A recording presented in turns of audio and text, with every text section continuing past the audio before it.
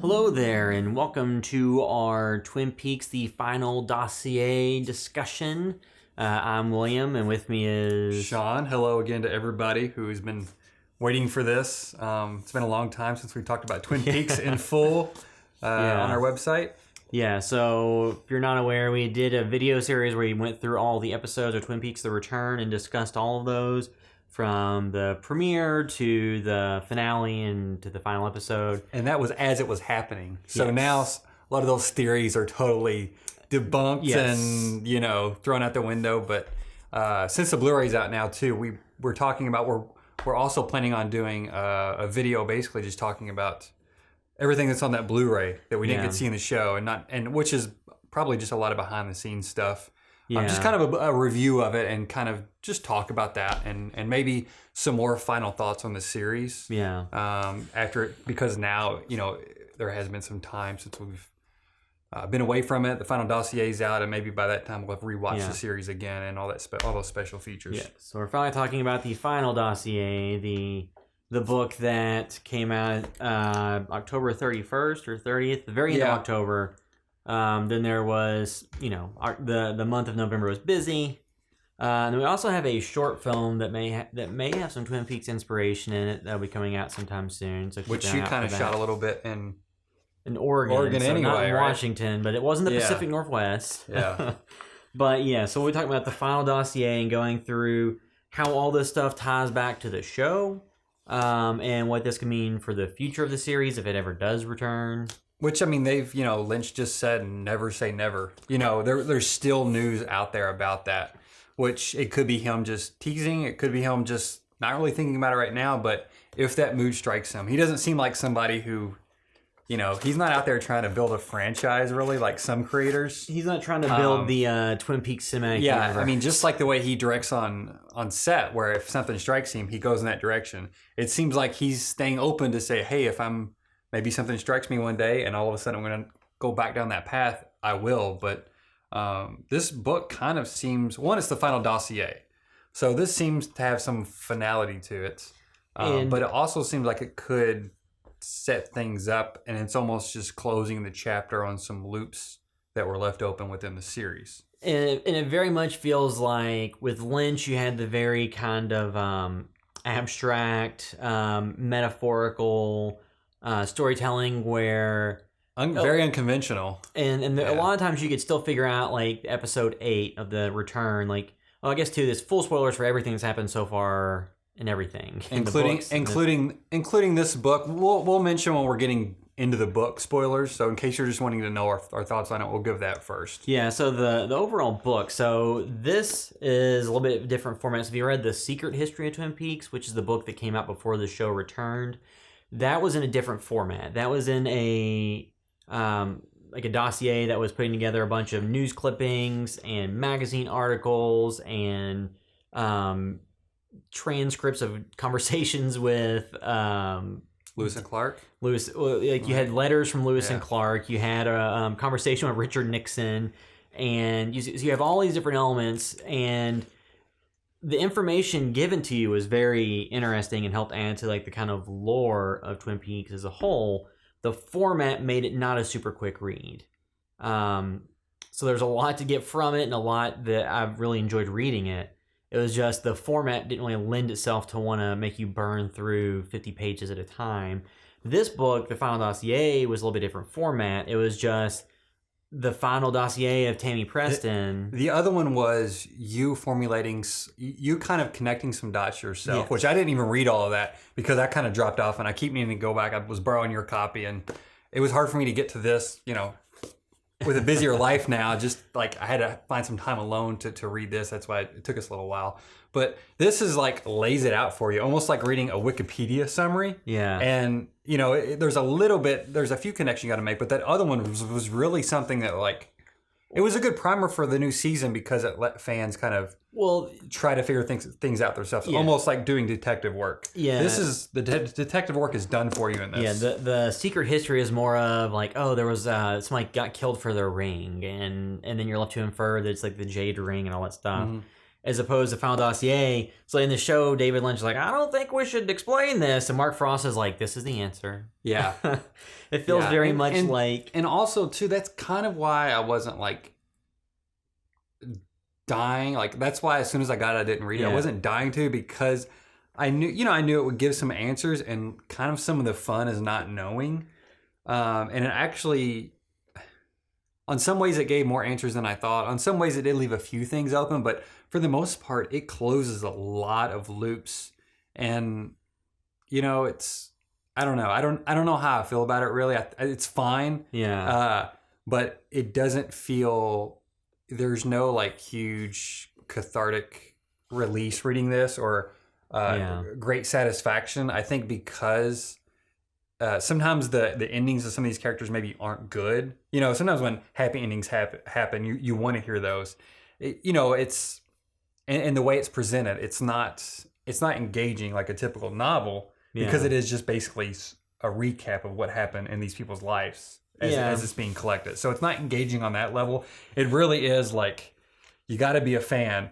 You can't just pick this up, read it, and then be like, oh yeah, this is a great piece of literature. It assumes that you have, at the very minimum, watch season 1, season 2, Fire Walk with Me, and I guess now it's based on the DVD. It's called season 3 or The Return. So it's assuming you've watched every episode in the movie. The Blu-ray, the cover was changed to a limited series event. Yeah, they changed it back from season 3 because they keep changing the title. So it was season 3. That's what it was when I pre-ordered. And the final release, I think it says, I haven't got it yet. I'm gonna go pick it up tomorrow. A limited series or something. Yeah, so that's changed quite a bit. But this assumes that you have watched all of the show. I think you could read this without having read The Secret History and been fine. Mm-hmm. Because The Secret History takes place prior to season 3 or The Return, or whatever the technical term is for the season. So it stops before that. It does fill in a little bit of the blanks about what happened to some of the characters. It did let you know that Audrey lived. It lets you know that Hank Jennings was dead. And then it kind of did a little bit of retconning of some of the backstory of things about how Norma lost her eye. Or not Norma, Nadine, how Nadine lost her eye. About Norma and her mom. And this book continues the retcon on Norma and her mom. And the way this is presented, again, it's straightforward. The other one was a lot of pieces and notes and stuff like that. This, you could really, if you want to, just download the audio version. Oh, yeah. And I heard it's like 3 hours, too. Like, again, you said this took you about 2 hours to read. Yeah, I got this on a Thursday night. I picked it up, and then I read it in less than 3 hours, I think. Yeah, I think I was probably the same thing, because I read, 2 nights ago, I read half of it. Yeah. And then I had already read, like, the first 10 or 15 pages, but then last night I read the rest of it. And it's not super long, and it's only like $16 or something, so...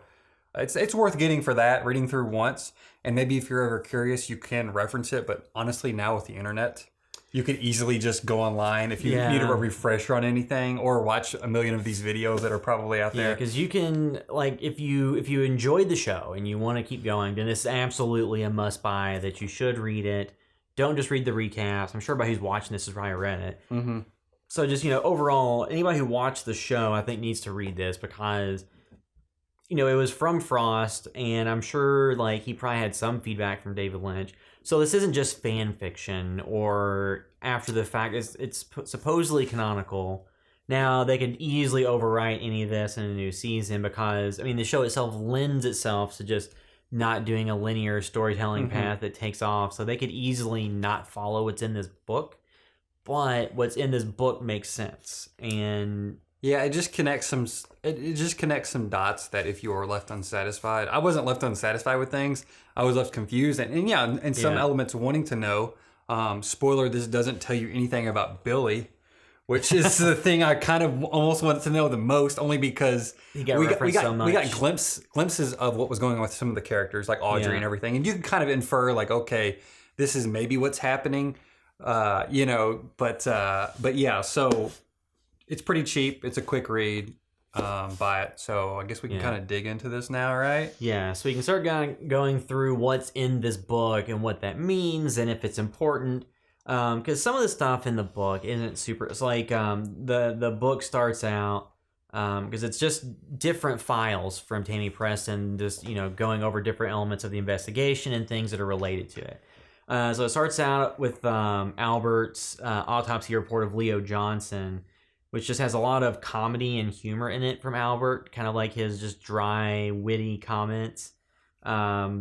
No real story stuff. I mean, basically, it just kind of says like, oh well, Leo Johnson didn't die from tarantula bites; it was the gunshot wounds. And it seems like it sort of makes fun of the whole situation with the tarantulas because it says it's like I don't know if it mentions. I believe it says something like a bad Bond villain or something. Yeah. Because the tarantulas wouldn't even kill you. It's almost like he's poking fun at the ridiculousness of season 2 and where things maybe had went at that point.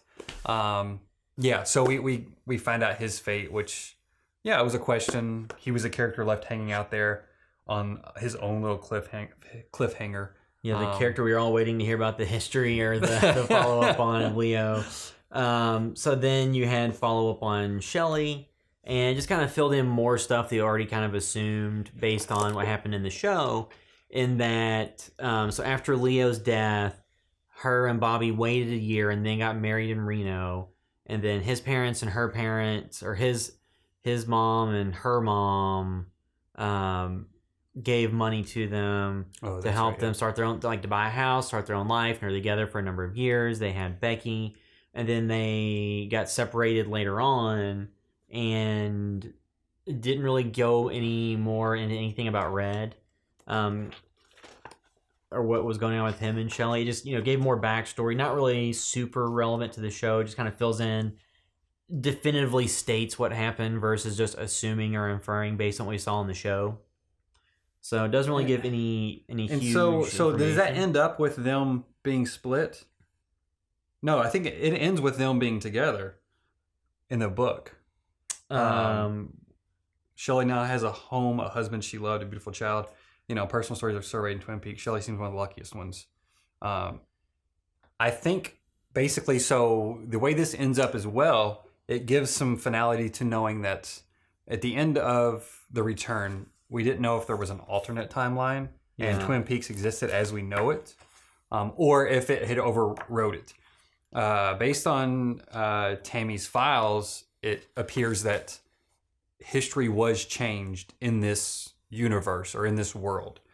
So there's some inconsistencies within this book, and I think that leads to that. Well, too. So I think we're talking about her having a home and a child and a husband. That's talking about the past, and then it goes back to more stuff about Deputy Briggs in like later chapters. I think. Okay.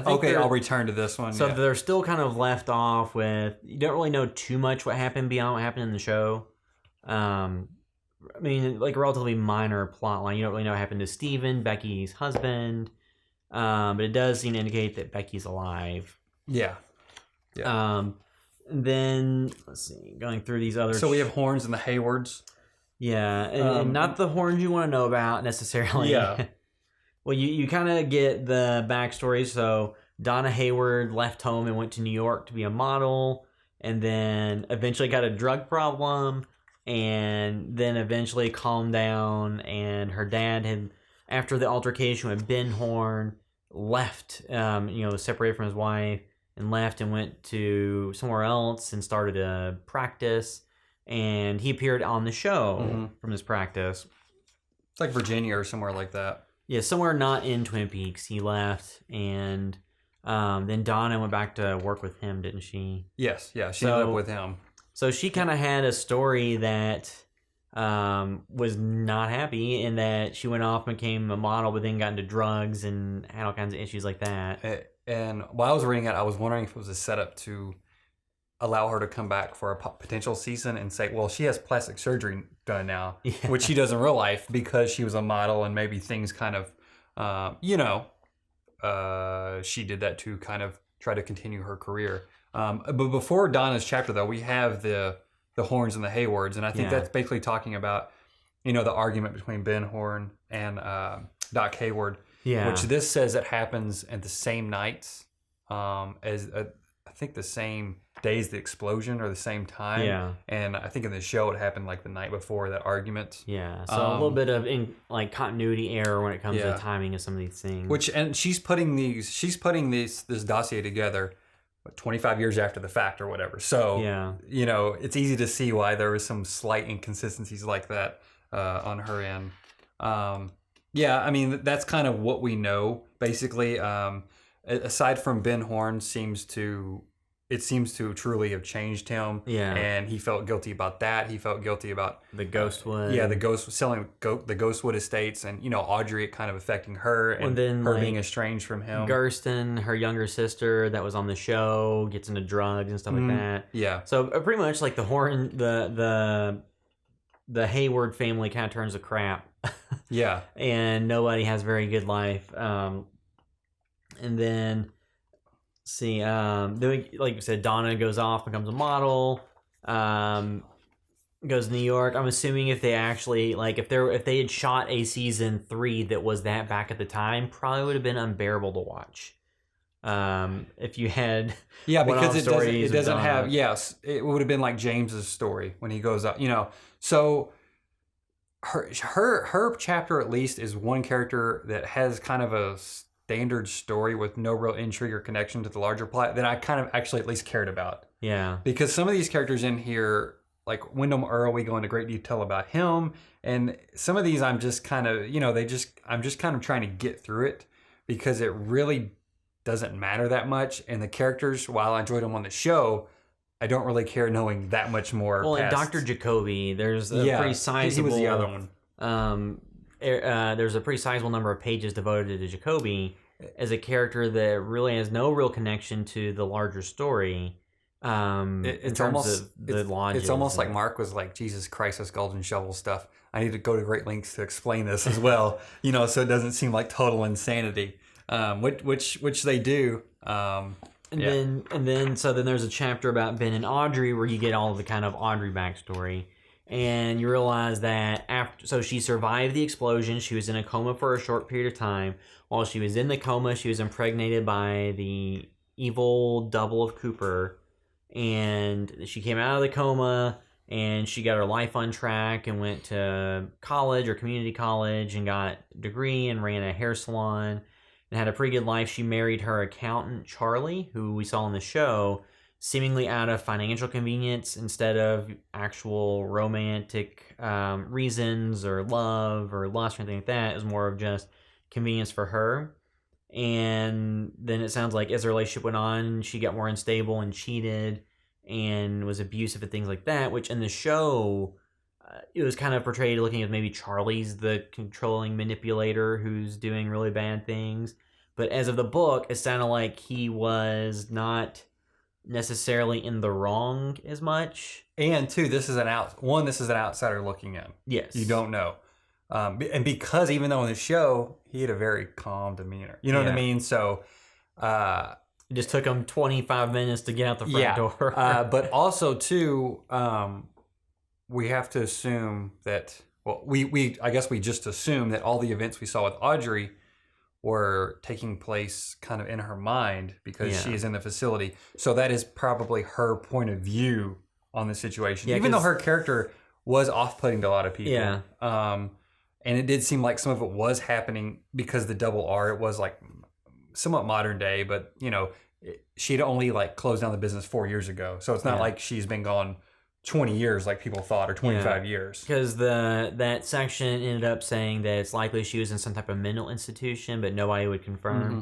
So that would kind of back up that what we saw in the show was her in an institution and having like a break or an episode or delusions or something that was going on. Like, was Charlie even there? Was that her just imagining it?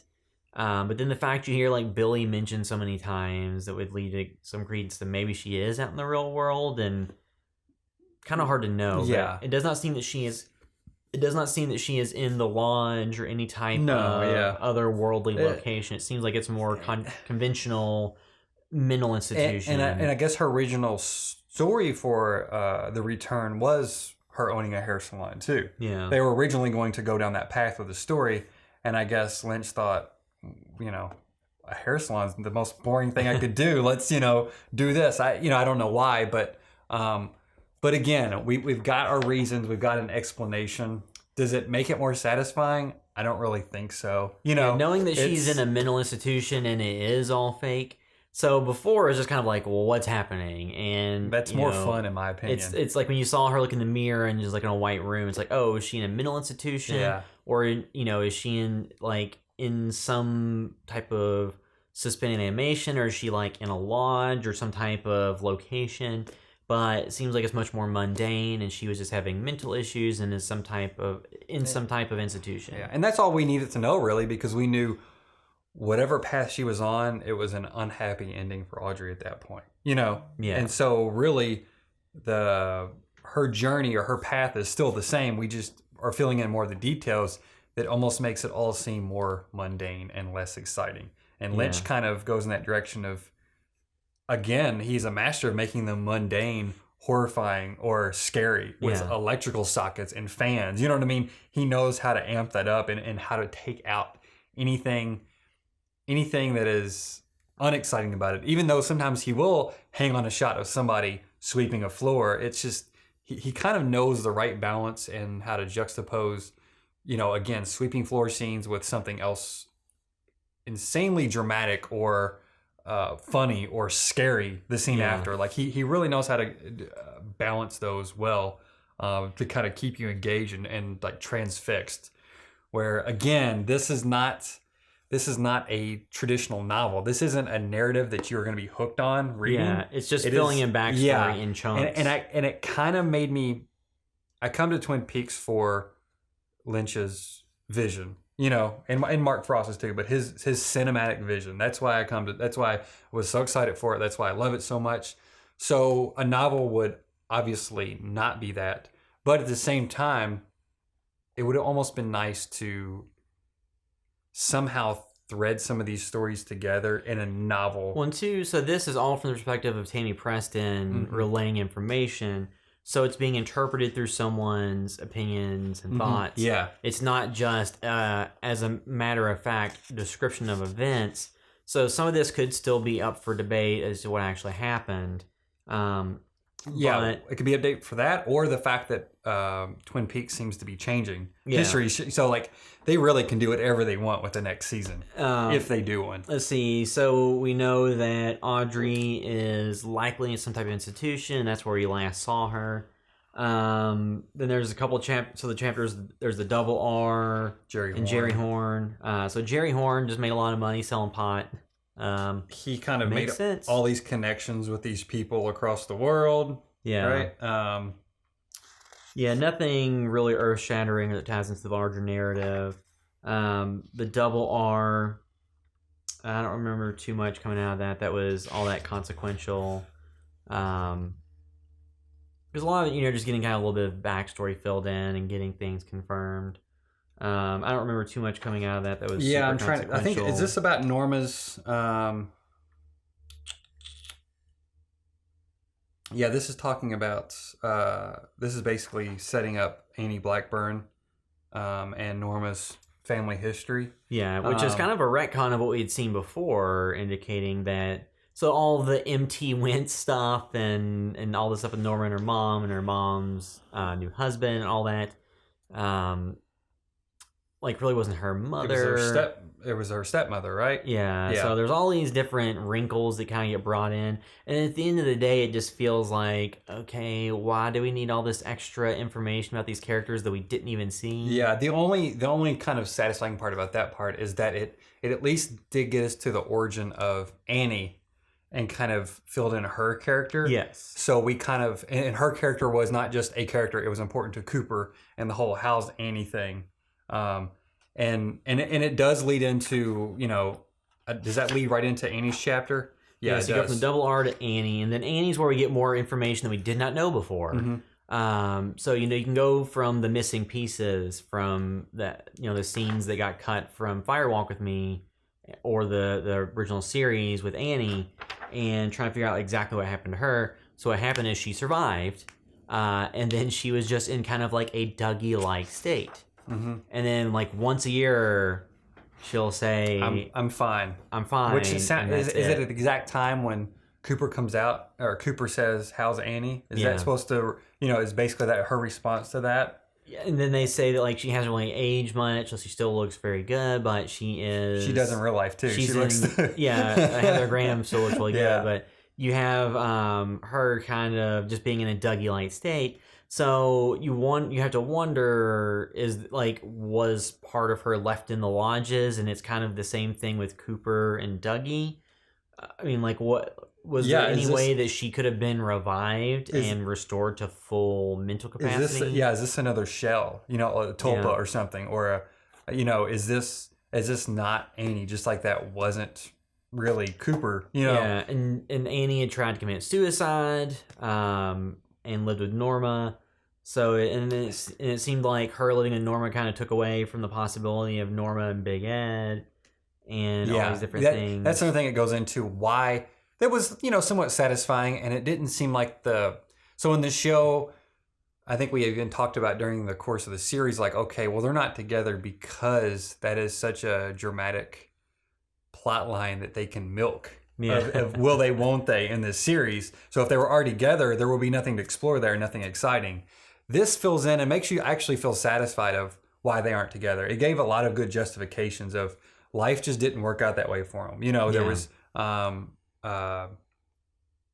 Nadine was opening her shop, so he was being supportive of that. Annie came to live with Norma. It was a lot of things happening, and things just weren't working out for them yet. So I think that all felt pretty satisfying.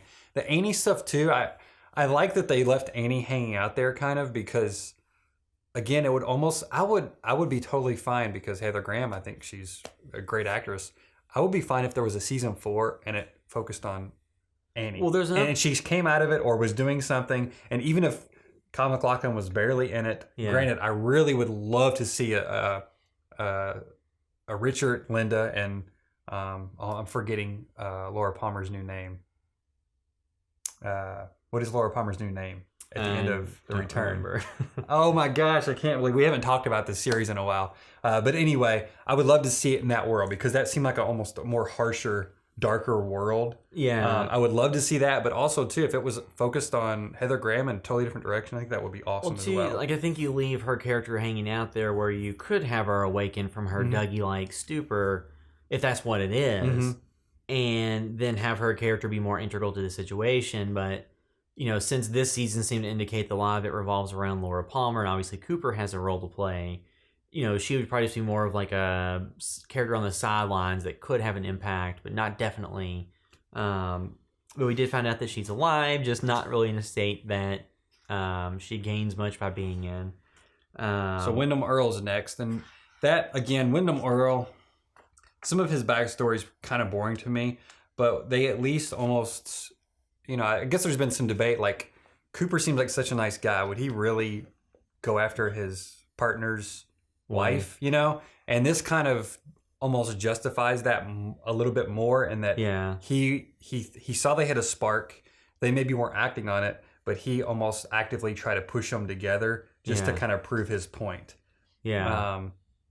And basically that's how I guess that situation all devolved. And it does kind of clear things up, because it does seem out of character for Cooper to have done that. He doesn't seem like someone who would attempt to cuckold another man or make another man a cuckold. But so you get a little bit more backstory on that. Doesn't really fill in anything new or super relevant to the return, just shading in a little bit more of the past. And then there's so after the Windom Earle chapter, there's one that's about back in Twin Peaks and Miss Twin Peaks. And it's just, giving you a little bit more story, a little bit more detail on things we already knew about. Yeah, some of this book treads over some things we had just saw in The Return, or we kind of knew that happened in the original series, and then it may just sprinkle in a little bit around there, but some of it did feel a little redundant. And I guess maybe it is part refresher for people who don't remember everything exactly. But some of it did feel like, okay, I kind of know this. One thing too, sometimes it was doing a little bit of palette cleansing. So in between the new information, it was just kind of filling in a little bit of backstory on old information. So neither of those to me really filled in too much information we really needed. Yeah, I mean, we had to, let's see, they go into, Doug Milford. He's brought up quite a few times in this as well. Yeah, since he was the kind of central figure in the secret history of Twin Peaks. Yeah. So he's brought up more, even though he was, I guess, not mentioned in The Return, right? No, because, because no really big reason to, but... his character went from being kind of a one-note, very small character in the original series to in the secret history being an incredibly important character who helped shape a lot of what was coming in. Did he set up the Bookhouse Boys? No, Okay. I think no. He wasn't that good of a good of a guy. He was mostly just involved in like the Project Blue Book and all the stuff about extra dimensional beings. I couldn't remember if he set out the Bookhouse Boys. So it does go into his wife Lana, and basically her path is kind of she runs a into gold Donna. digger, a gold digger. Yeah, and Mark Frost, if you follow him on Twitter, he is very much anti-Trump, and he basically has a paragraph that I don't know how I feel about it, but it is her explaining her dating what sounds to be Donald Trump, a notorious resident of a certain eponymous tower on Fifth Avenue, who was either between wives, stepping out, or merely window shopping, and then he even takes a knock at him and saying. All this was near the nadir of the man's whiz-bang financial exploits, rife with bankruptcies, noxious litigations, and other related daring-do. One suspects that the ever-resourceful Lana may have managed to finagle a peek at the man's bottom line and decided she should chum neighboring waters for bigger fish. Gee, wonder whatever happened to that guy. Yeah. Which, I don't know, that just feels a little bit on the nose. Yeah, a little bit on the nose, but... Again, this isn't any. So too, it says that at a gala, the man appeared to be wearing the unusual green rings. Does that mean that at some point Donald Trump had the jade ring? Yeah, he was involved in. Why, Mark? Why did you need to bring Donald Trump into the official canon of Twin Peaks? Yeah. Which I guess it kind of makes sense. You have Richard Nixon. Like these. Just bringing in real life figures into these stories and just adding some comedic relief. So one thing I don't want to see. Regardless of your political alignments, I don't want to see Donald Trump in Twin Peaks season 4. Yeah. Ever. So I think it's okay if you have something like FX's Fargo. In season 2, they had Bruce Campbell play Ronald Reagan in Fargo, but that's like a period piece where everybody knows what happened with Ronald Reagan for his presidency and later in his life. So I think it's fine having a character in there if you know the finite endpoint for what's going on. But bringing in a current president and making them a part of the story feels like a bit too much. No, I mean the actual. I meant Donald Trump as an actual actor. Oh, wow. After the presidency, that's what I. I don't think he'll be doing any TV, or I don't think he would want to work on a project. Frost. Get more stuff with Dr. Jacoby, a character I really didn't care much for that got a little bit of coverage in the Secret History of Twin Peaks, and I loved him in the shows. Yeah, both series. I didn't care for digging in his backstory in this, really. I was kind of just trotting through some of this. Yeah. Well, basically, you find out that he got involved in a bunch of, with the Grateful Dead, and he predicted terrorist attacks and was involved in the recount election in Florida between Al Gore and George Bush, counting the dimpled Chads, and, just more information that really doesn't add anything to the flavor. It kind of goes in that he was not running some scam with the golden shovels, basically. He started blogging early in the 90s. Yeah. Before it was called blogging. And I guess gained a following again and started building up his cachet. But he basically globetrotted, did many things. Had went back to Hawaii where he was from, right? Lived there for a short while. Ended back up in Twin Peaks and then started doing his radio show. And I think the way it read that possibly the townspeople did not know that he was doing the radio. Not all the townspeople knew that he was actually broadcasting from there as well. He would just kind of go up the road, get supplies, what he needs, and come back. And the shovels didn't seem to be from a place of making a quick buck on anybody that was gullible. It did seem like it was, him trying to help people. And it was like a symbolic symbol. It was something symbolic that basically would give people a confidence boost, like a placebo almost, in some regards. So it filled more of information about him. nothing really relevant to the lodges. We never got the thing that everybody suspected, which was the charred figures busting in and broadcasting on his radio show. Yeah, we always assume, everybody assumed that was going to happen. Let's see. So then we get a chapter on Margaret Coulson, the log lady, and the new information really gleam out of that is that Hawk has the log, and which is nice because they did have a connection, and it has this long eulogy, I guess it's not a eulogy. It's a letter she wrote Hawk, and he read it. Yeah, and so it's this very long thing. It's pretty long. And it's all very much log lady sounding. But my thoughts on this, too, were kind of how Margaret's end is handled in this and in the show. And in the show, I think it is like one of the most beautiful endings ever. And I love the way it's just handled, in the Good Night, Margaret. Was that the end of it? Or was that a prior point where we thought she was passing away? No, because I think they talk. And then the next morning, he tells everybody that she passed away. That was beautiful. Of course, she did pass away very shortly after shooting that. This almost feels like, why revisit it and get and kind of ruin it almost in some way with this whole speech? I would have liked to basically just have been a little note like, hey, she had it. Everybody came out. Yeah.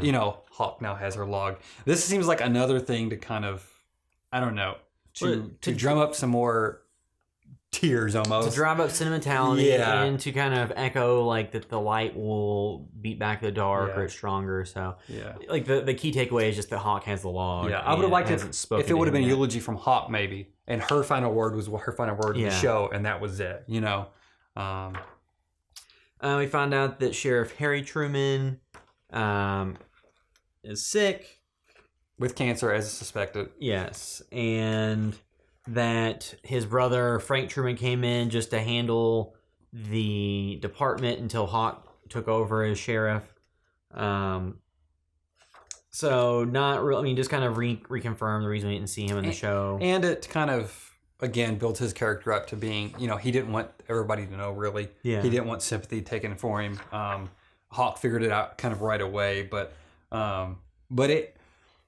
the fact that we didn't get to see any of him in the show, I was glad to get this little short chapter on him. Yeah. To get a little bit more character development and a little bit more detail about his fate, because he was, probably the second lead in Twin Peaks, the original series. So at least we got a page and a half on him in this. Well, and instead too, left up with Tammy saying that if Gordon was to reach out to Truman, she believes that he would be receptive. So it does leave open that character could come back into play if they make a season 4 and Michael Ontkeen was to change his mind, or if they wanted to at least have him be involved just via a phone conversation or something like they did with Jeffries. So then there's a chapter on Major Briggs, and it's a lot of stuff we know that kind of just maybe fills in some little gaps here and there, or maybe stuff we assume. Basically, that Briggs may have faked his death before Evil Cooper was able to do it, and then disappeared and used the lodges or some type of dimensional travel type things, which kind of is the reason that his body showed up having not aged from the original series to the new series. So just kind of fills in more details about that. Nothing super really exciting. It kind of goes into the fact that how I guess Hastings and Davenport, they probably didn't hack into an FBI server. Yeah. They probably hacked into another website or something that Briggs hid the code on or something, which made more sense. So it's a little bit of house cleaning on the show. Okay, if you think this part was stupid, logistically speaking. Well, and then it brings back up the Tulpas and the double of Cooper and the double of Diane. So it brings up all that stuff. And just kind of reiterates all that just to make you remember it. Which is not all that exciting at all, really. It's a lot of stuff you kind of know, and that's what some of this book is. I would almost say I almost feel like 40% of it is stuff you kind of know, or you at least just heavily assumed. It's just stating a lot of things, here are the facts. So the next chapter is Philip Jeffries. And it talks about how he disappeared from Buenos Aires in Argentina. which makes sense based on all the Argentina stuff that happened. And talks about him appearing. Doesn't it mention somebody at the front desk saw him that morning, which is, I think, a deleted scene, a missing piece. Yeah, when he goes and disappears and stuff like that. So it just kind of covers how he was on the Blue Rose task force and he went missing. And that Philip Jeffries stopped investigating the different, lodges and all that and started living them. Yeah, he started investigating the story and basically becoming a part of it. And that Jeffries identified somebody he believed was the central person of interest in the entire situation with everything, which was Judy. And this is where we get more information. And to the stuff with Jeffries, it brings up what we kind of assumed also is when he pops up in Firewalk with Me, it is because he isn't for sure what year it is. The same with Cooper. Yeah. Or Richard at the end of The Return. He doesn't know what year it is. And then also he suspects Cooper of not being who Cooper. Do you think he is? Or... does this mean he thinks he's evil Cooper, or does he think he's Richard? We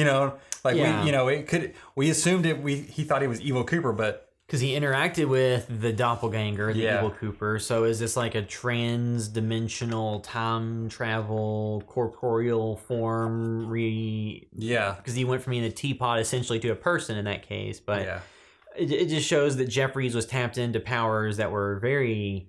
Ziggy Stardust. Yeah. So then we find out about Judy, and we find out that it's Judy, and it turns out which Cole brings up in the show. Yeah. Jaude. Kind of, I guess on the last episode, possibly. And it's the name of an ancient entity in Sumerian mythology that dates back at least 3,000 to 3000 BC. And it was the name was used to describe a species of wandering demon, also generically known as an Utuku, which I assume how it's pronounced, that escaped from the underworld and roamed freely through the earth, where they feasted on human flesh. And we found out that Judy was just part of one entity, and there's another entity that is Baal. Or I think they call it Baal in Ash vs. Evil Dead. Yeah, which was based on Sumerian mythologies and demons. So basically, it's just that Judy is the female form, Baal is the male form, essentially the devil. And if they were to unite on Earth, it would end life as we know it. And Baal was also known as Beelzebub, a false god. So, I mean, obviously, they both existed long ago. She seems... So, Judy, I guess, is that black figure, I assume, that is flying through the air and spits out Bob, right? Yeah, so there's a white figure that spits out the Bob and is at the beginning of the show in the glass box and kills the young couple. Yeah. So is that kind of her eggs in some way, Because, Bob, I guess, is not the devil.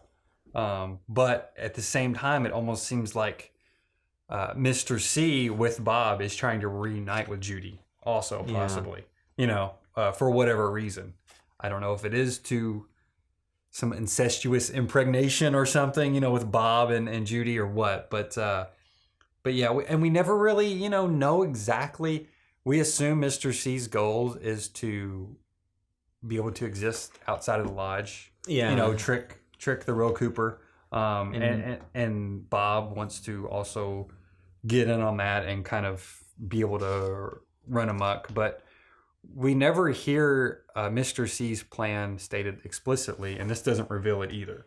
Yeah, because we basically just know... So the next chapter was about Ray Monroe, who was the guy that betrayed Evil Cooper and shot him, and then Evil Cooper was resuscitated by the woodsman and the spirit of Bob. And basically you just get more information where Monroe thought he was working for Philip Jeffries, which we kind of knew. either we knew or were heavily inferred from the show as well. And then Evil Cooper thought that he would be able to get the information about where to find Jeffries from Monroe, because then Jeffries could lead him to Judy. But we also find out that they bring up the Dutchman a lot too. Yeah, the Dutchman's Lodge. Yeah.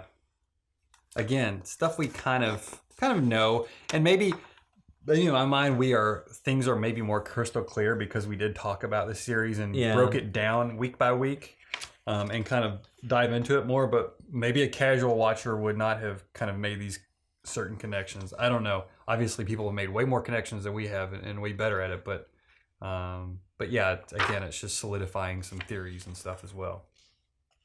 And then, so are we on today now?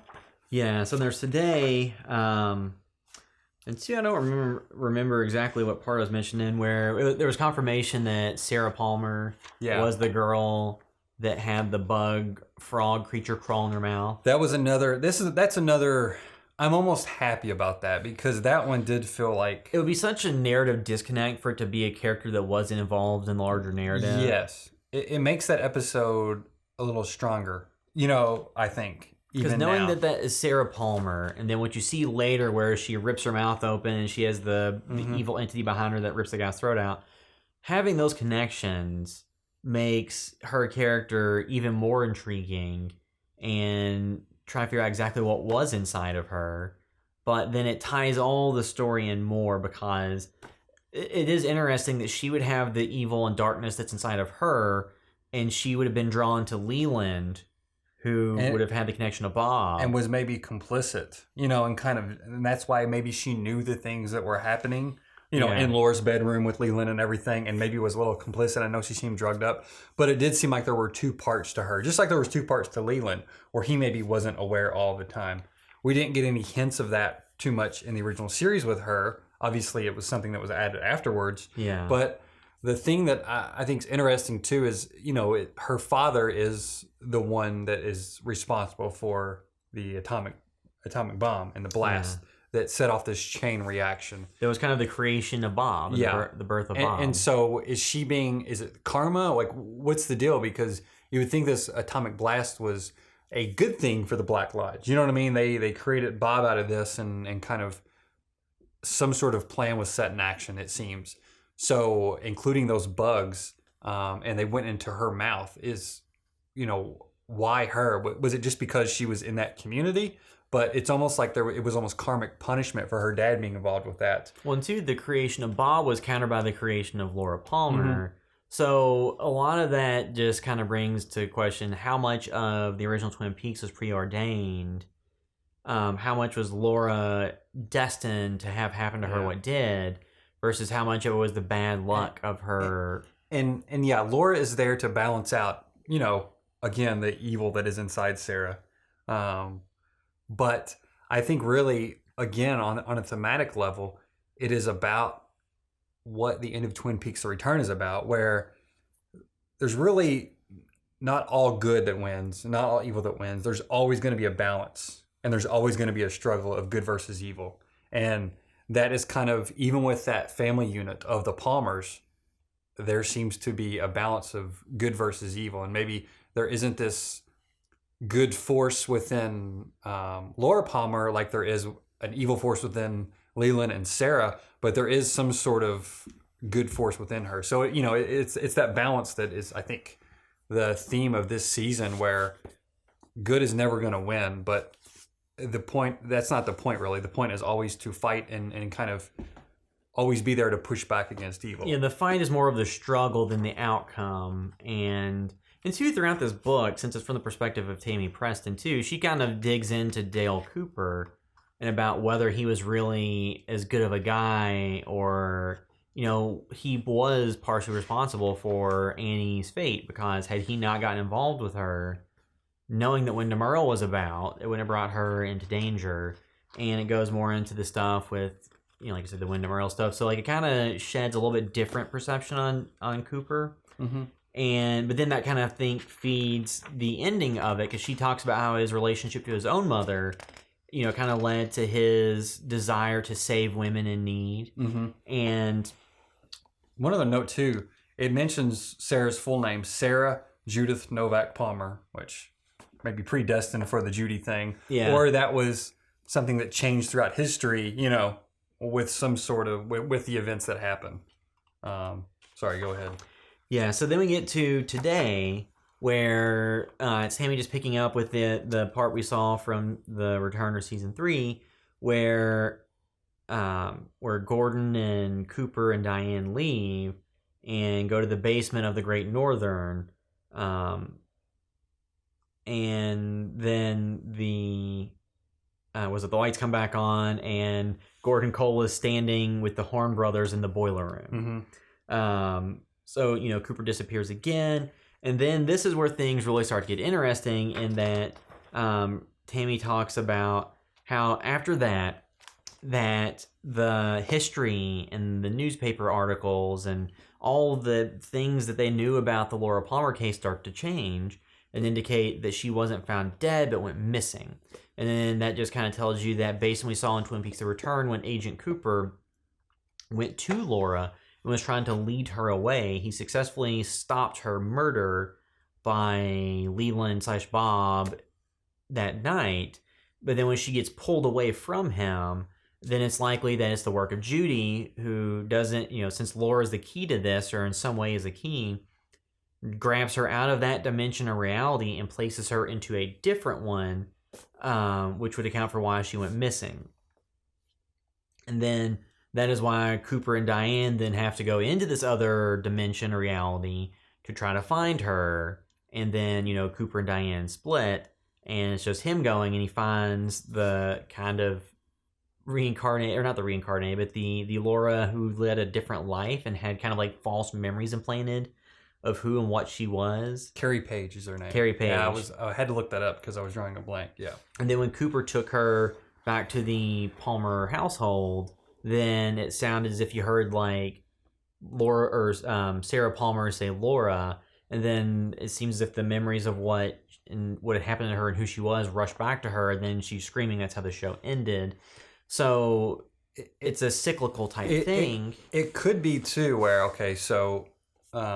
Tammy Preston is there a few days after the events of the Return, or a few days after the events inside the sheriff's office in the Return. Yeah. Possibly after that, the Richard, Linda, Carrie Page stuff happens, and this could be, sometime after that, and that scream could start shattering that reality, and maybe things will start bleeding back into, changing again. Yeah, because will Dale Cooper and Laura Palmer ever get back to the Twin Peaks that was what started everything? And which we didn't see the sign when they entered in. One, two, the double R was different. When you go back to the first episode of the series, or the first episode of season 3, and Mike asked Cooper, is it future, is it past? So was the beginning of the show the end of the show? Mm-hmm. And was it him having to start the cycle over again after failing with Carrie Page / Laura Palmer and that go around? I think it would be great if they released a season 4 and it was just a re-edited season 3 in different order, and it started at the end and then things were just shuffled around and alternate scenes within it. Yeah, because basically just the important part from what Tammy is that she knew what had happened, having researched it before, but the accounts of the past were changing. So Cooper was successful in stopping Laura's death, but he was not able to save her from Judy grabbing her away to a different dimension of reality. Yeah, it's a weird thing too. Time travel in anything, it gets real fuzzy. And I'm not saying this is time travel. This is history. This is almost the thing in time travel movies where there's only a timeline, and if something gets changed, everything gets changed. It seems like that's where this is at. So she is saying that the newspaper, her memory says that Laura Palmer was killed. Yeah. The newspapers are saying that she was missing. Yes. So even though she is transcribing as her memory is changing, what would be stopping this narrative and what she's written to be changed? You know what I mean? Like, if those newspapers changed, I don't know. It's a little weird. I guess maybe because at this point, maybe is when everything is happening that actually happens at the end of the Return with Laura being taken. And maybe there's just some I don't know. It's a very weird thing. Well, it's like, so since they were watching everything happen in the real time, that when Cooper went back to try to save Laura, that everybody at that point in time's memories would have just, from that point forward, maybe it's just that he changed the past and it's taking a little while for all those changes to cascade back up to the present and kind of course correct and reset the universe to what it is in this new reality. Yeah, which there is something weird too at the end of The Return when I believe, was it Cooper? Whoever was talking to, I think it was Cooper talking to Gordon Cole and Albert and said, remember when Philip Jeffries visited? And all of a sudden they're like, wait, I do remember that. Like they seemed like they were remembering it, almost like their mind was catching up or something. That was when, Gordon, because Cooper was in Gordon Cole's dream and the Monica Bellucci dream. Yeah. And then that was when they mentioned that, and then it kind of jogged those memories. Yes, yeah. So is there a fuzzy timeline going on a little bit because of changes made have caused memories to fade or things to be different? It's hard to really know. I was thinking if you had a digital version of this book, it would be awesome if, as you read it, things changed, and if you went back to read it, it was different. That would be a very cool, gimmicky thing that would be fun, But yeah, something else too. They mentioned the UFO again too with Douglas Milford, allegedly witnessed UFO. Which the UFO stuff was more in the Secret History, right? Yeah, there was more of that in there. Which, you could definitely say it seems like Mark Frost is on board with Lynch. Yeah, I know. Apparently, during the production of the show, Lynch would come back to Mark and say, "Hey, I made these changes. Are you okay?" Yeah. And Mark, I think, pretty much always said, "Yes, do whatever you want." Yeah. So, because it seems like Mark's willingness to let things go is why they have a good working relationship. You could see some other writer butting heads with Lynch, and Lynch just saying, "No, I'm doing this on my own." So, it is almost probably a cool creative outlet for Mark Frost to do this and be like, "Okay, look, I can have full control of this." Yeah. Lynch has full control of what actually happens on camera and what the final product looks like. Because Frost comes from a background of being a more normal showrunner for series that have standard Most arcs. people are more normal as far as creativity goes than David Lynch, so that works in TV. So it feels like this is just kind of filling in a lot of the gaps that the show didn't really make any attempt to explain, or it was all subtext. That you would honestly expect in any other normal show. You know what I mean? Yeah. It's not anything like he's stilting the mystique of it. But in the sense of Twin Peaks, I think he is a little bit, Well, and too, like after the show ended, people had asked David Lynch what happened. He's like, when you see a painting and the painter's been dead for 100 years, you wonder what happened there. Yeah. So I think that his approach is he probably does have some canonical story elements, or I would think you would almost have to, in terms of grounding what is being presented, but he's not relaying any of that. And this book is more of an attempt to go back by Frost, I was assuming collaboration with Lynch, and saying, okay, well, here's what really... Which I think, but I don't think Lynch read The Secret History, or maybe read this either. I can't remember. I don't think he had anything to do with this stuff. I feel like, at most, this may have been discussions they had. You know what I mean? In the production of it, they may have come up with backstories themselves or had discussions of where these characters are. Well, and too, if Frost is a co-writer on the show... It's probably just seeding all the stuff that they're working on from the show into the books. And so this basically just takes the end of the show and says, okay, so what happened is they were in some type of other dimension now. And in Cooper trying to save Laura Palmer made her get sucked out of that world and altered the events in Twin Peaks where Leland later shot himself. Sarah's still an alcoholic and probably ends up in about the same spot. And it kind of reset that universe to some extent.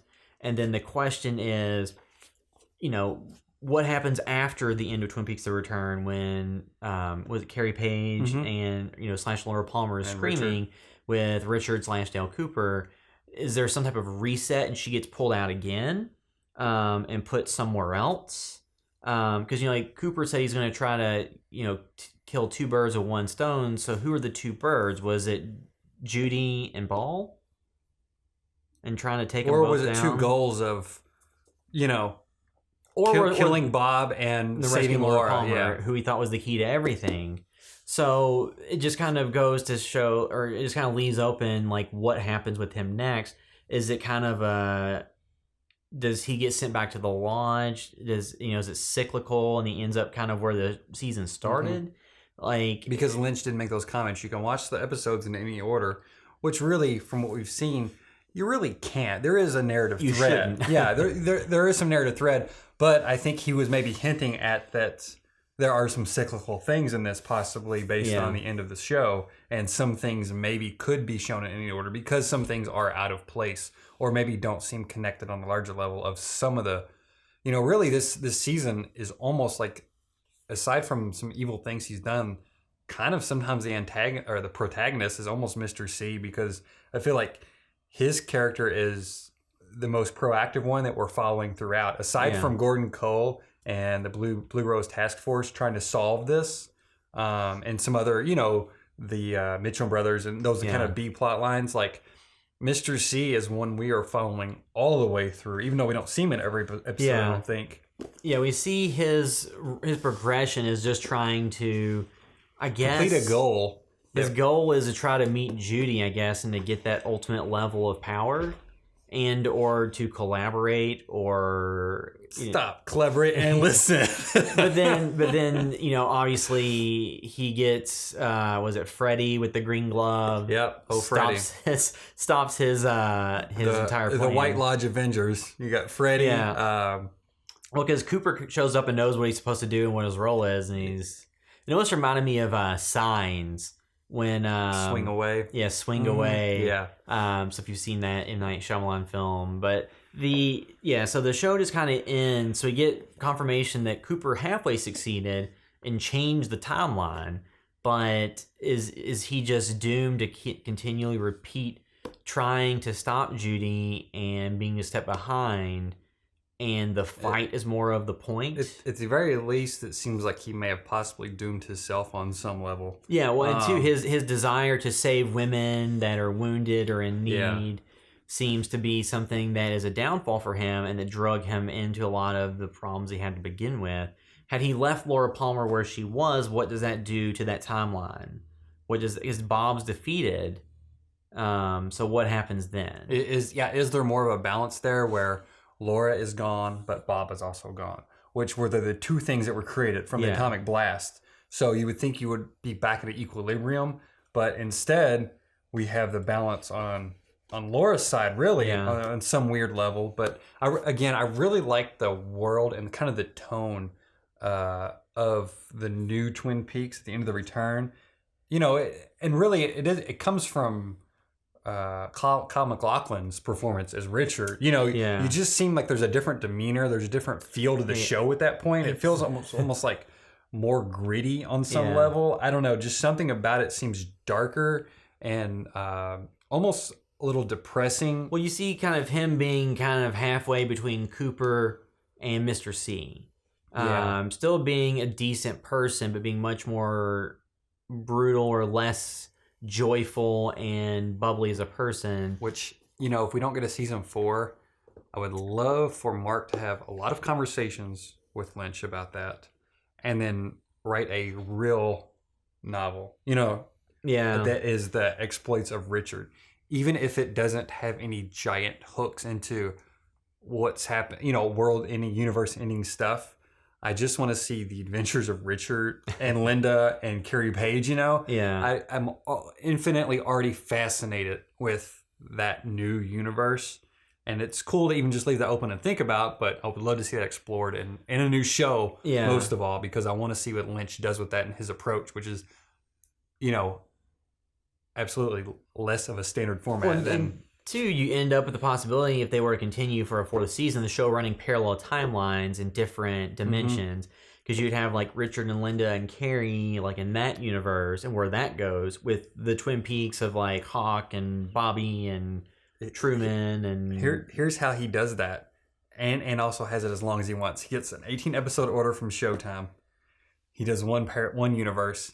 He gets an 18 order from HBO, and the other universe. And you air them at the same exact time, but then when you watch them split screen, things match up and run parallel.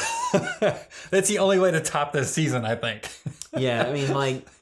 It would be hard for them to top this season, because you have that 25-year buildup. Yeah. Like, you can't recreate that. Well, and two, you have also the element of it, Ball wasn't on the show, so what was...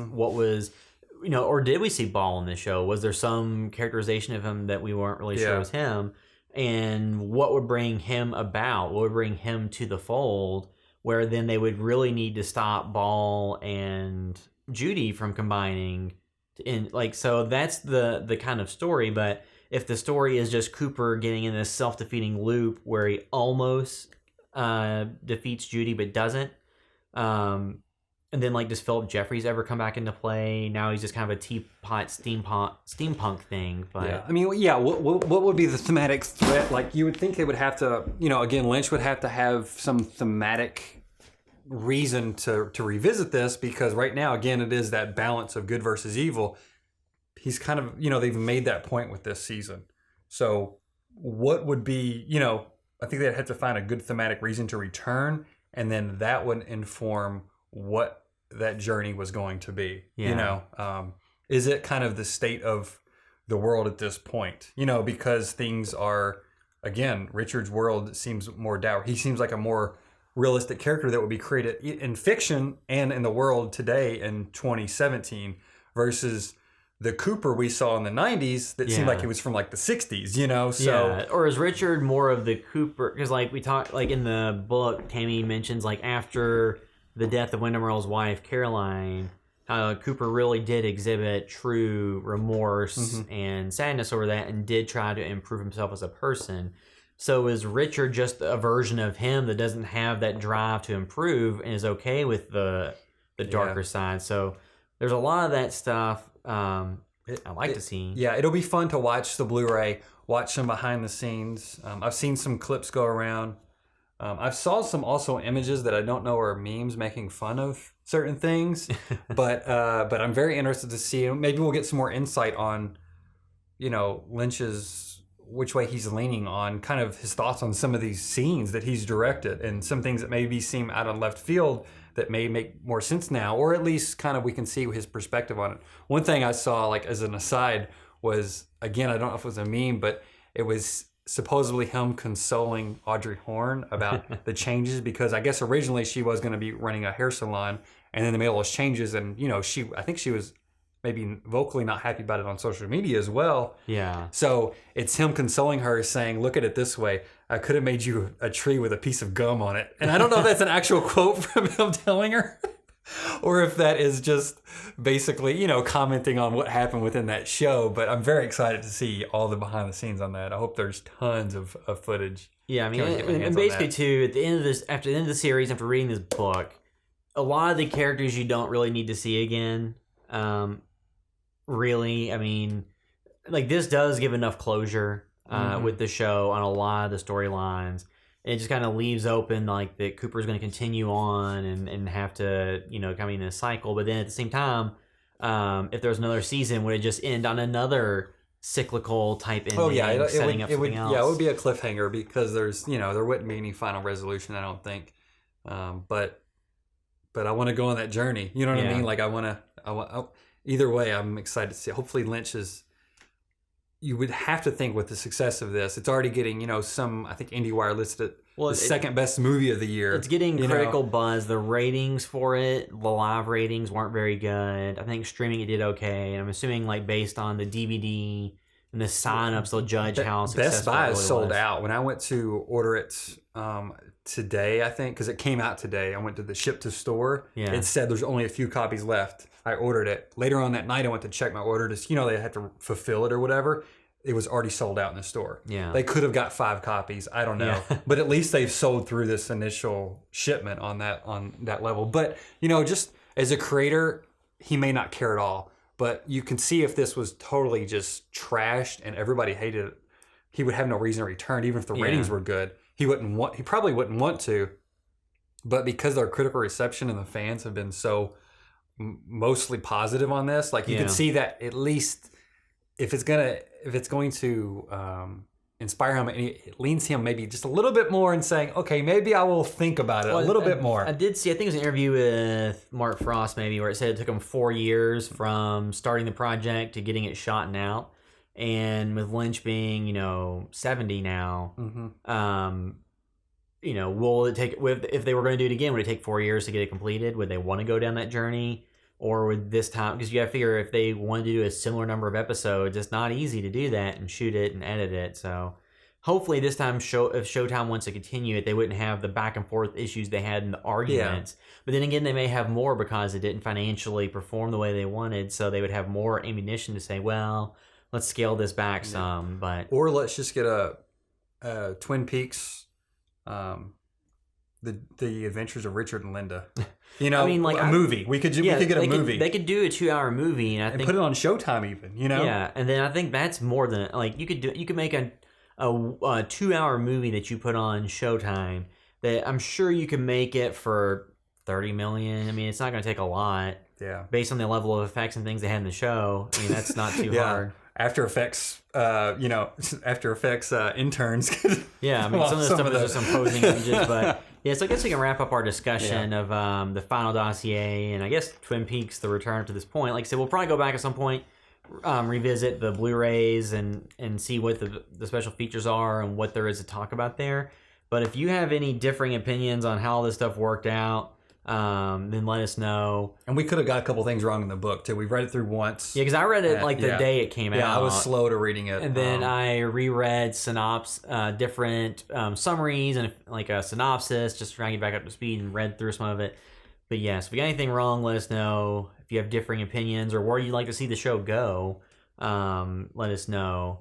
And like I said, we'll try to come back to that. Mm-hmm. We have the short film coming out, or should be coming out relatively soon. That'll be Twin Peaks inspired in some ways, so you can see that when it comes out. But yeah, so I think that wraps up our discussion of Twin Peaks: The Final Dossier. Thanks for watching all the videos, everybody. And I know some people have been commenting on our other podcasts. Like, where's this at? Yeah. So we did it. So yeah, we appreciate everybody commenting, even asking us to do it, because it made us set a date, because I told him, I said, okay, let's just set a date. We'll do it next week. I'll have it read. So, So that'll wrap up our discussion of The Final Dossier. Thanks for watching.